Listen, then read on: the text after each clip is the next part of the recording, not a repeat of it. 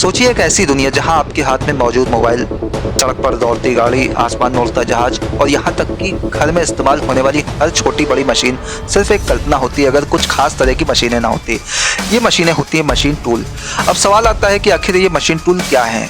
बहुत सरल भाषा में समझे तो मशीन टूल वो मशीनें होती हैं जो दूसरी मशीनों के पार्ट को बनाने का काम करती हैं, यानी ये मशीन बनाने वाली मशीनें होती हैं। और मजे की बात यह है कि ये हमारी रोज़मर्रा की ज़िंदगी में इस्तेमाल होने वाले लगभग हर चीज़ कहीं ना कहीं मशीन टूल्स की देन है।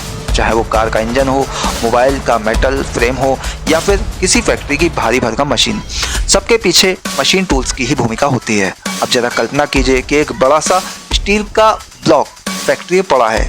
अपने आप में वो कुछ नहीं कर सकता, लेकिन जब वही ब्लॉक मशीन टूल्स के पास जाता है तो वहाँ से शुरू होती है एक बेहद दिलचस्प यात्रा, जहाँ उस साधारण से ब्लॉक को काटा जाता है, तराशा जाता है, आकार दिया जाता है और अंत में वो एक परफेक्ट मशीन पार्ट बनकर निकलता है।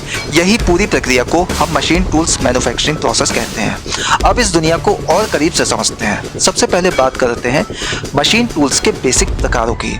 आपने शायद लेथ मशीन का नाम सुना होगा। लेथ मशीन को मशीनिंग की दुनिया का सबसे पुराना और सबसे महत्वपूर्ण टूल माना जाता है। इसका काम होता है किसी भी रोटरिंग यानी घूमने वाले पार्ट को शेप देना, जैसे किसी गोल रॉड को काटकर उसे सटीक डायमीटर में बदलना, उसकी सतह को स्मूथ करना और उसमें थ्रेड बनाना।